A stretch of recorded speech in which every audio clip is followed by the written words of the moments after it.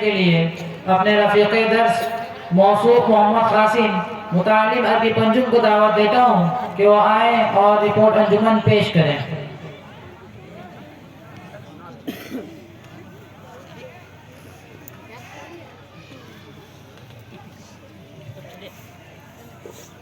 الحمدللہ وکفا وسلام علی عبادہ الذین اصطفى اما بعد۔ صدر محترم،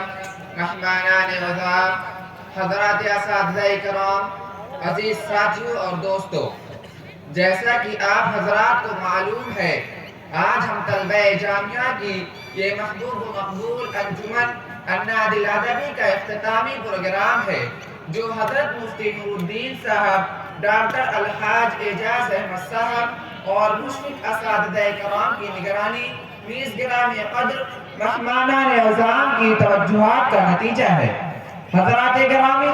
ہم سب سے پہلے بلا تردید و تاخیر ان سرپرستان عزام اور اساتذہ کرام کو دل کی گہرائیوں سے ہدیہ تشکر پیش کرتے ہیں اور عقیدت و محبت، عظمت و احترام اور تشکر و امتنان کے تمام تر جذبات و احساسات کے ساتھ اپنے آئے ہوئے تمام مہمانان عزام کا استقبال کرتے ہیں۔ سامعین کرام، 1857 عیسوی کے بعد ہندوستان میں مسلمانوں کا وجود چراغ سحری کی طرح ہو گیا تھا۔ ہندوستان میں اسلامی شوقت کی شمع سے صرف اٹھتا ہوا دھواں بچا تھا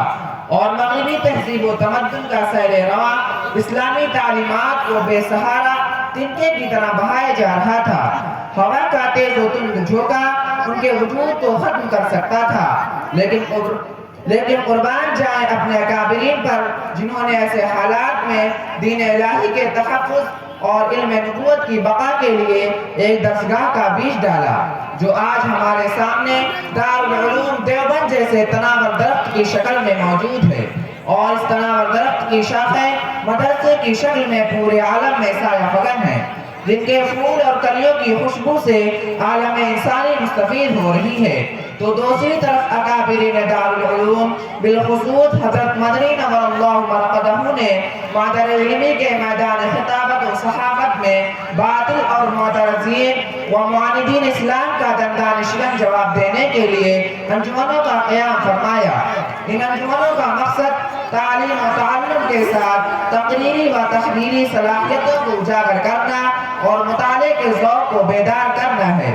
تاکہ ان کے حملے کو ڈھال بن کر روک سکیں اور پوری طرح لیس ہو کر ان کا مقابلہ کر سکیں۔ لہذا طالبان علوم القرآن کو میدان خطابت و صحافت کا غازی بنانے کے لیے اور ان کی علمی و عملی ترقی کے لیے اور درس و تدریس میں مہارت پیدا کرنے کے لیے بانیان مدرسہ حضرت اقدس مفتی نور الدین صاحب بکھراوی اور ڈاکٹر الحاج اعجاز احمد صاحب چپتے پوری کی سرپرستی اور تمام مشفق اساتذہ کرام کی نگرانی و ماتحتین ابتدائی قیام جامعہ سے ہی انجمن النادی الادبی کا قیام فرمایا، جو برابر ترقی کی راہ پر گامزن ہے، جو دو شعبوں پر مشتمل ہے، ایک شعبہ خطابت، دوسرا شعبہ صحافت۔